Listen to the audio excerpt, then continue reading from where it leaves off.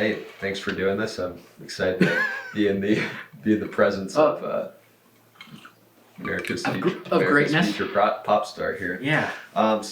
Wait, you come here often? all the time, baby, Yeah. all the time. I live here. How about you? Hey, down the hall, straight out. Me too. To start, in 30 seconds or less, tell me, who is Landyn Zane? Awesome. No. Landyn Zane is from Cedar Rapids, Iowa. I'm 5'10". I'm about 160 pounds. I'm a Sagittarius. I was born December 1st, 2002. And I like music. That's my Tinder profile. Social security number, PayPal account coming next, or PayPal. Are you a drug dealer? sorry, Cash App. That's a drug dealer. No, in all seriousness, Landyn Zane is me. I'm from Cedar Rapids, Iowa. I have wanted to be a writer and entertainer forever, my whole life. I'm a musician, a pop star. I'm a broke pop star. Yeah, moved to LA. Elton John, Billy Joel, Taylor Swift, Prince, David Bowie. It's my influences. Yeah. So you mentioned a lot of influences. You mentioned moving to LA. There's been a lot of sacrifices made. And in a career like this, there's going to be bumps in the road. What made you want to get into music? Why did you pick this particular career? Because I decided, I don't like making money. Starving's really fun. No, I'm gonna stop making jokes. I'm gonna be. It's really because I've wanted to be a writer my whole life, and I've realized that at first it was movies, and then I realized that takes a while, and I have to rely on other people. And then once I found out that if I make music, I can write a song, produce a song, I can do all of it myself, play every instrument, do everything, and I could do it very quickly, then that was the easiest way for me to become a writer. And then I fell in love with making music. And I can fucking dance. I can't dance though. So when you're listening to music, right, I think everybody has their favorites, whether it's a genre, whether it's an artist, whether it's like, a composer, so on and so forth. You mentioned Prince, you mentioned Elton John, David Bowie. What does their music mean to you, and why are they big influences on you? Elton John was the first one I really got into. Why? For music. Because, one, my mom really got me into Elton John. She loves Elton John. Got me into it, and then it was like, somebody can dress up like that and look like that. It was so cool. And then you find Bowie and Prince and people that are like, I don't know, I wore a Spider-Man costume at my high school graduation. Being ridiculous is fun. So after I realized that was an option, and then their music is also great. There's classics on classics. Yeah. If you were to throw out one song right now, you're going to a desert island, you have one song to pick that you have to listen to. Which one? One song? Let's go by artist. So you mentioned Elton John. One Elton John song. Go top of your head If right now. I'm still standing. If I'm on a desert island, I don't want to hang myself from a coconut tree. Prince. Raspberry Beret. Bowie. Oh, You Pretty Things. Billy Joel. Scenes from an Italian Restaurant. That's my favorite song. Favorite song of all time. Yeah, that's not hard. We talked about influences. Talked about a little bit about who you are. What's been this journey? When did this journey start? When did you start producing music? When did you really start? I started producing music in high school, and it was bad. But I kept making it. I was bored, and then I was really bored. Then COVID happened, and then it's like everyone had all this free time. It's like, well, I'm either going to put my head through a wall, or I'll make some music and play Minecraft, but mainly work in music. And through that, I really got into making music around then, junior year, senior year of high school. And then I started releasing music May of 2022. Yeah. And you do everything yourself. You do the writing, the producing. I have here you do the mixing, mastering, outfits, visuals, Yeah. etc. Social media. You do all that yourself. Yep. What type of toll has that taken on you as It's a lot. a musician? It's a lot, but I think if you don't have money or connections like that, like, yeah, my uncle does this. Like, if you don't know anybody, if you don't do it, who the fuck's gonna do it? Especially growing up in Iowa, like, if I didn't know how to do something, it wasn't getting done. So I've kind of taken that with me, even when I lived in LA and like I know other people, but now it's just I've gotten so used to doing all of it myself that I'm getting pretty tired of it. But yeah, it's just become That's ingrained. just some pride, though, right? Oh yeah, You take pride in that. I sense. yeah, absolutely. You have after 3.5 years of doing it. I mean, I've been doing a lot of it for most of my life, but all of it combined of releasing music and everything that comes along with it after over 3 years, yeah, there's some pride. Yeah, there should be. Yeah, I agree. So our audience that's watching, they'll see the blue lightning bolt on your face as well as your necklace. What does that, and on your back of your jacket, obviously the blue lightning bolt is a trademark of yours. What does that mean to you, and what should it mean to the audience? Honestly, at first it was I needed I wanted to have blue has always been my favorite color. That's where the blue comes from, but I wanted a visual like icon that you could be like, oh, that's Landyn Zane. And I was like, all right, let's keep it easy. I like Greek mythology, but that's like my first 3 EPs are Atlas 1, 2, and 3, like Greek mythology. And a lightning bolt was good enough for Elvis and for Bowie, so why my chain too. Yeah. And yeah, that's why. So to wrap up this section of the interview, right? We kind of covered your influences, who you are, what your symbols mean to you, your the pride you take in writing, producing, mixing. Tell us, what's this new project you're releasing this week? It's called An Introduction To. It is my 4th EP. I can't believe I'm saying that. It's my 4th EP in 3.5 years.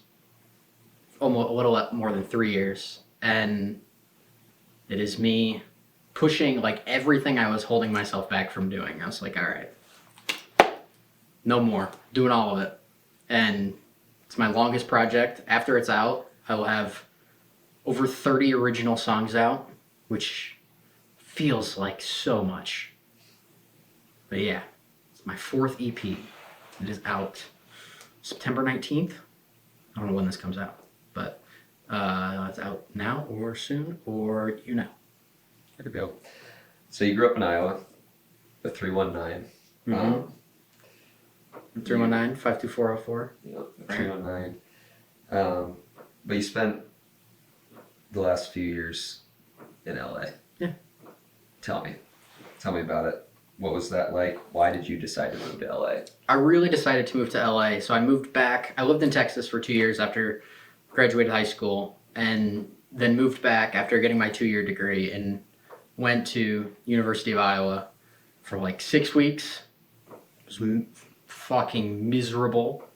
Hated every minute of it. And after that, I was like, all right, I'm either gonna like roll over and die. I was an option. Thought about it. Not really. Or I'm just gonna be like, all right, fuck all this. I'm so unhappy. I'm just gonna do what I want to do with my life. So I dropped out, delivered pizzas for like 6 months, and then saved all my money and moved to LA in January 2024. So saving money. Yeah, Let's go with the that. little I have, yes. How much money did you have when you moved to LA, and was money the hardest part about moving to LA? Or what was the hardest part about moving to LA? When I moved, I had a little over $2,000 when I moved to LA, which I thought I was gonna be walking down Hollywood Boulevard, kicking my legs like, no. I think it lasted me 6 weeks.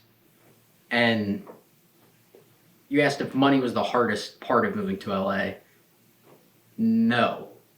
But the things that money gets you, like the comforts and the security that comes with having money, made it the hardest part of like, because I had none. I was so broke. It got better. There was positive experiences to get you.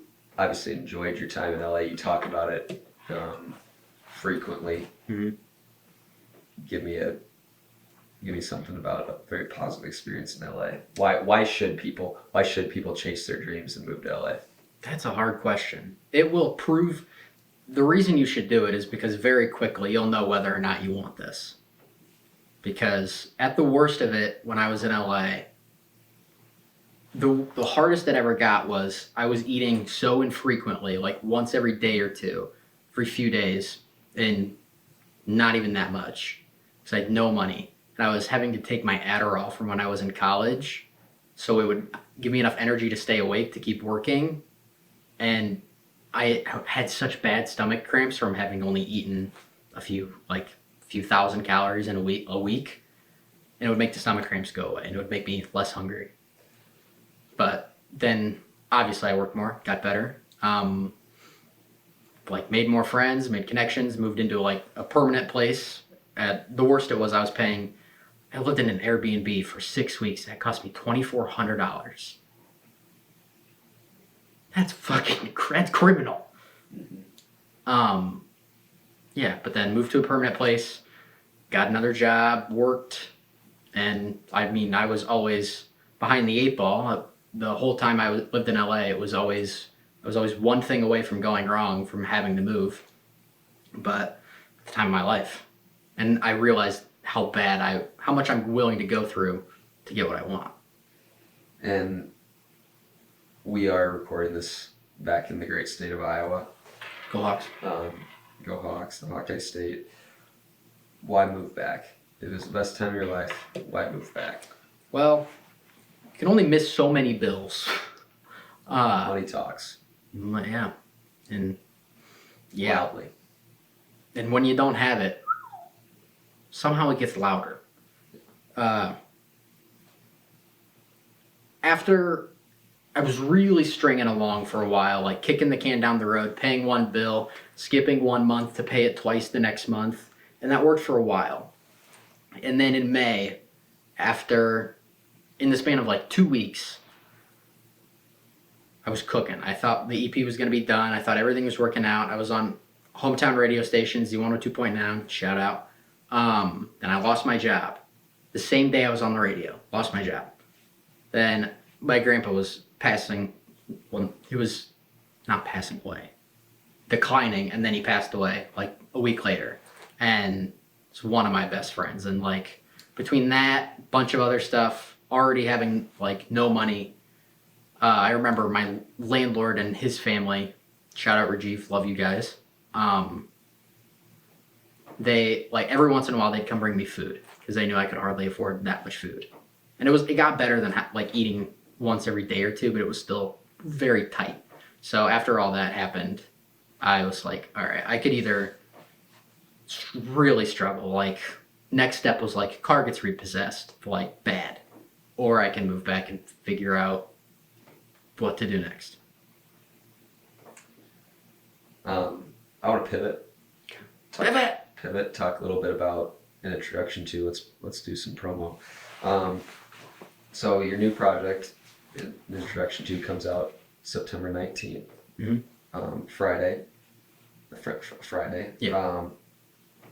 Thursday night at 11, but Friday. Yeah, basically Friday. What did this start as? Where does your inspiration come from to write these songs that are making this EP?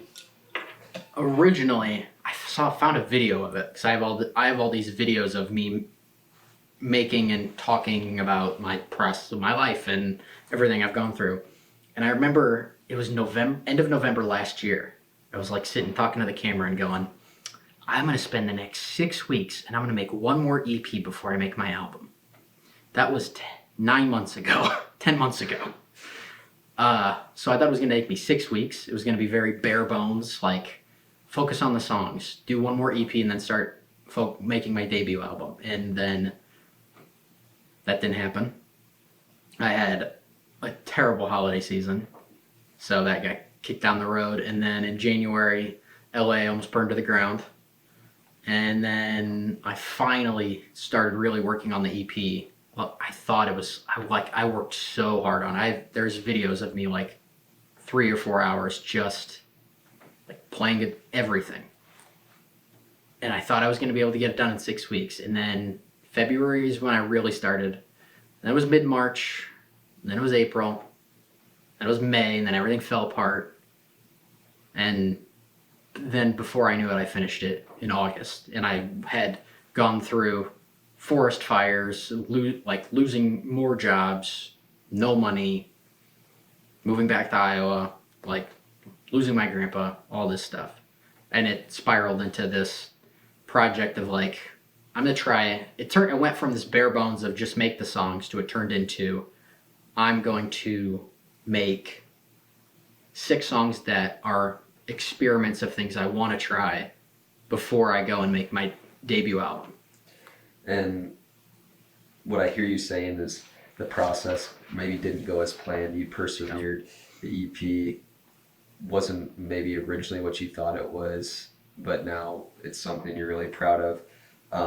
Do you feel, when you think about your previous music, your previous works, there are things you wanted to do with that music, but you didn't? Maybe you were hesitant to push a certain style or push a different way of thinking, or maybe someone would say something, or how would you, I guess what I'm trying to ask is, do you feel like you held yourself back in your previous music? Yeah, absolutely. The early music is just, I don't think that really counts, especially my first EP, because it's just pretty objectively bad. It's like the first thing I was really figuring out how to do everything all at once for the first time. But then as I got better and it started to get good, there would always be little things where I was like, just subconsciously would go, nobody wants to hear this, or that's a little too weird. And then it was like the end of last year, around the time I was thinking about making this EP, I kind of realized no one's listening to this. No one gives a shit. I have like 10 monthly listeners. So everything I'm doing, everything I'm holding back that I think people won't like, people aren't listening to the end product anyways. So why don't I just say fuck it, do everything I've wanted to do, every idea I have, because if no one's going to listen ever, no matter what, at least I'm going to make what I want to make and how I want it to sound. And that's what I did. What was the hardest to make? Could be because of songwriting, because of production, or something else. What was the hardest song that you found to make? When the original idea for the EP was 6 songs, bare bones, just focusing on making the songs as good as possible, which I did anyways, I wrote 6 song titles and I was like, these are the song titles, this is what I'm going to make. And that completely fell apart. There was one song, the second song on the EP is called Pleases, and there are songs like How Can I Move On From This was the hardest song to produce. Not even close. It's so complicated. Like, it starts with Amazing Grace. It's a weird song. I really like it. But Pleases was so hard to make because it's such a simple song at first, and then it transitions into this completely different, like almost a completely different song. But it was so simple that it was really hard for me to get it right without just adding more stuff and making it overcluttered.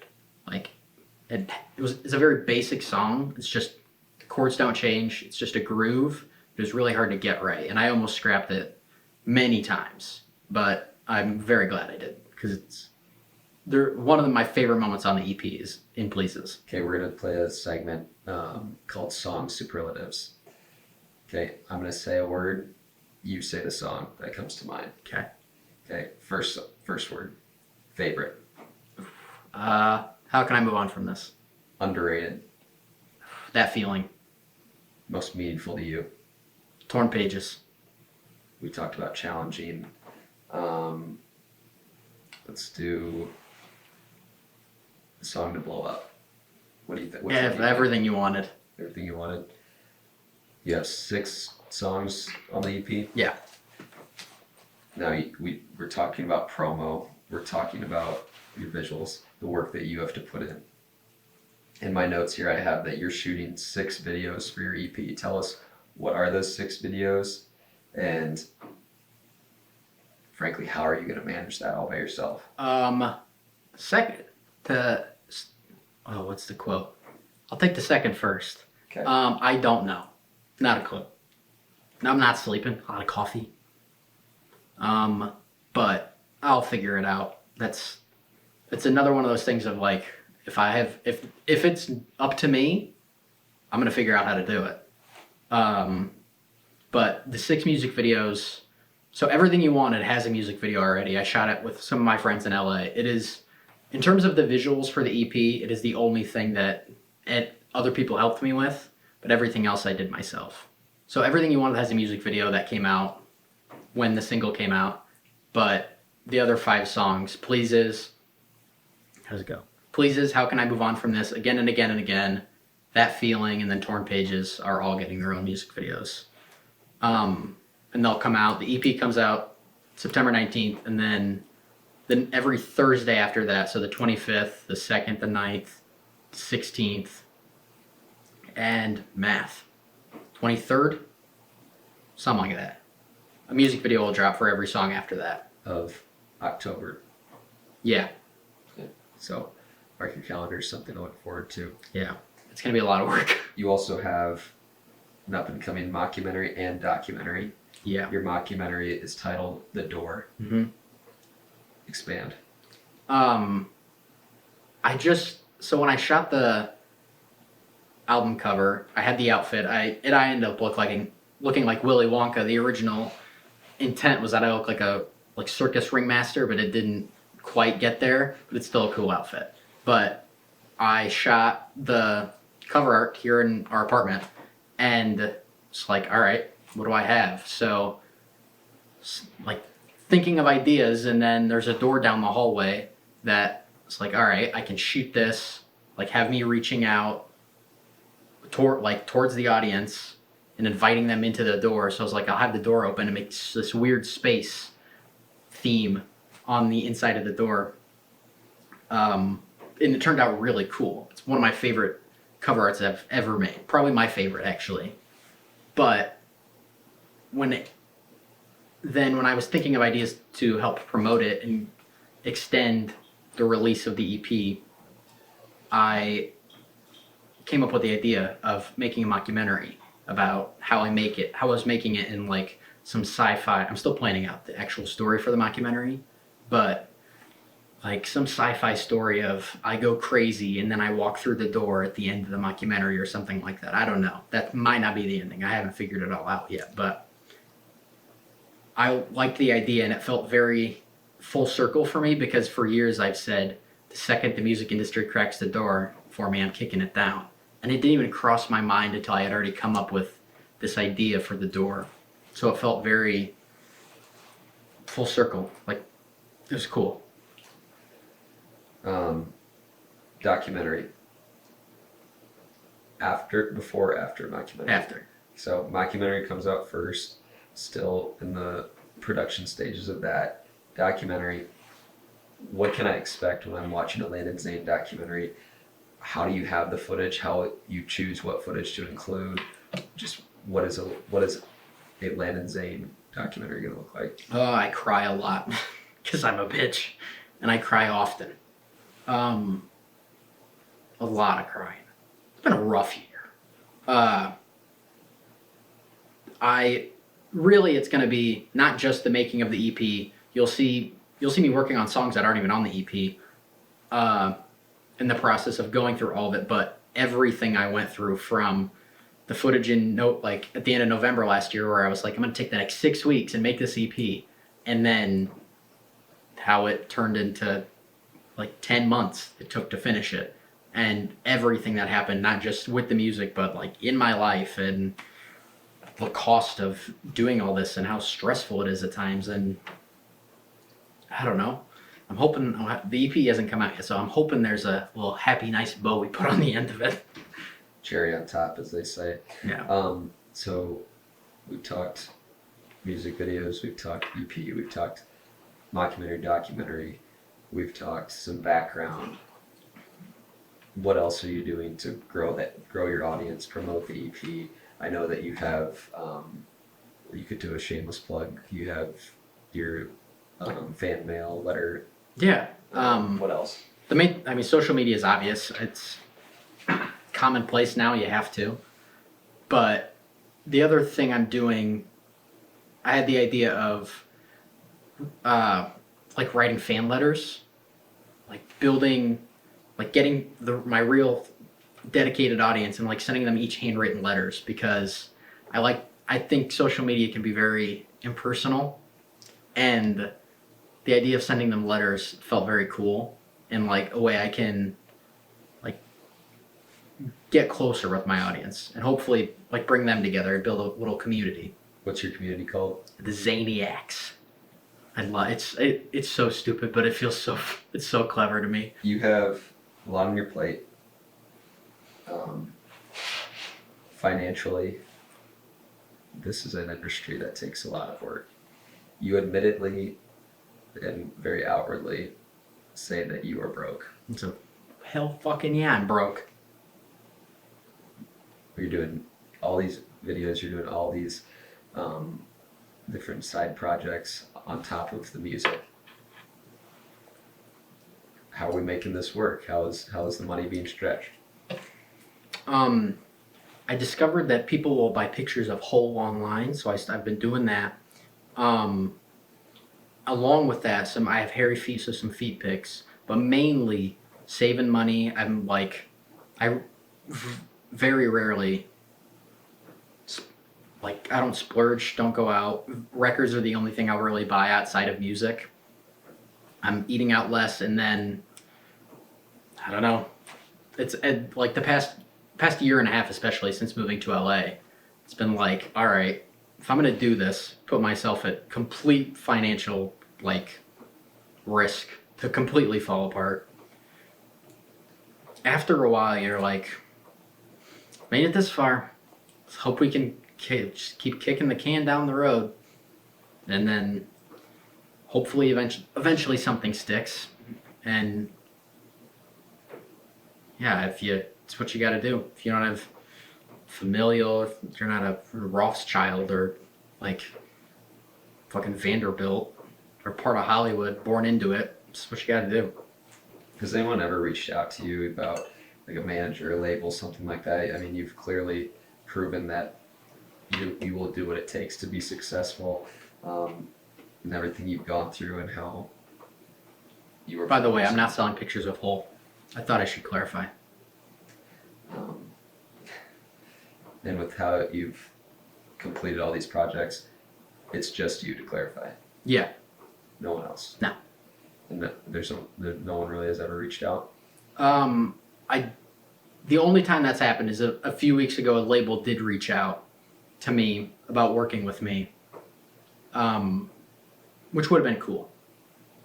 But it was the first time that's ever happened, and it was really cool to hear industry people telling me like how not inspirational, but how much I've gone through and how talented and how much I can do and how impressive it is to hear it from real people in the industry that have seen like big stars blow up before. It was very motivating for me to hear that.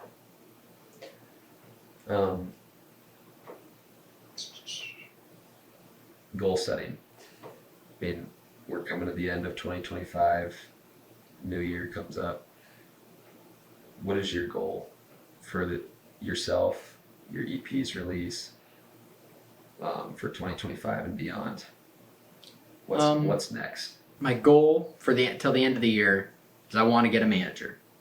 The label thing didn't work out, which was unfortunate, but I want to get a manager, somebody that is not only will like fight for me and help me grow my career more, but not screw me over and try to like take advantage of me, like contractually and financially, both like mainly in the future because I have no money right now.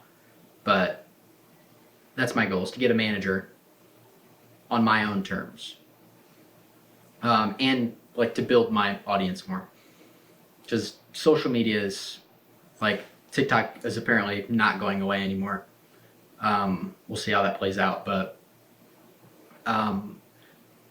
like build a real one-to-one connection with my core fan base and really like fuck all the other stuff. Like just if there are people that are consuming my music and looking forward to it, doesn't matter how many are there. If it's affecting somebody, that's really what I want. What do you want people to feel from this EP? What should they take away? The most obvious one is that even though it's my 4th EP, I'm calling it an introduction to, because it feels like really the first, between the visuals and the different experiments and sounds of all the music, like it feels the most me thing I've ever done. And with the next thing I'm doing being my album, my debut album, I really hope that people can get a sense of who I am, what I not necessarily believe in, but what I'm trying to do with my career. Want to push boundaries, and I hope they can get it at some level. And then even more importantly than like me is the music, and I hope that I hope it connects with people. Maybe not even necessarily every song, just I hope they find something in it that connects with them and they go, huh, like makes them pause, makes them think, brings out an emotion of some level. Hopefully not murder, but like a good emotion or a sad emotion. Describe your album in one word. EP. EP in one word, sorry. I'm leaning towards expensive, but I'm not going to go with that. Man, that's hard. You're talking a lot about being true to yourself, maybe honest, maybe. Yeah, honest. Honest is pretty good. Yeah, we'll go with honest. That's not bad. All right, last question. Who wins in a fight, a lion or a tuna, and why? Tuna. Why? Because the lion is out of its, like, not geography, like habitat, where it's supposed to be. And the tuna's got all its little buddy tuna friends. And if the tuna goes, hey guys, there's a big lion, they're gonna fucking smack the 300-pound tuna. This lion don't stand no chance. So if these tuna gang up on this lion, they're gonna beat the shit out of this lion. And then these little tuna people, they get taste for lion. They go, this lion's delicious. So they make an apparatus out of kelp and seaweed and sticks that allows them to breathe on land. Not long-term, short-term little moments, but just enough to get onto land, find the lion's friends and family, and kill the lion's friends and family. So the tuna and its tuna friends would rock the Casbah with this lion. Most underrated musician you've ever heard? Going modern, I think Conan Gray is very underrated. Declan McKenna is very underrated. I'm trying to think of somebody older. What about genre? Genre, Reba. God, I love Reba. Love me some Reba. Rock. Who's the guy? Mark Knopfler. Dire Straits. Yeah. Anything else? No, follow me on social media. Thank you for watching. Listen to the EP, stream. An Introduction to is out, depending on when this comes out, now, September 19th. It's out, it's been out, or it comes out. We'll see. Follow me. If you want a letter, DM me. Let me know. I've been ending all my letters with love and kindness. That's my sign off. Letters with love and kindness. With love and kindness, Landyn Zane. So some people have something to Yeah. forward to. If you signed up for a letter. Yeah, I like that. All right. It's pretty good. Pleasure. Pleasure.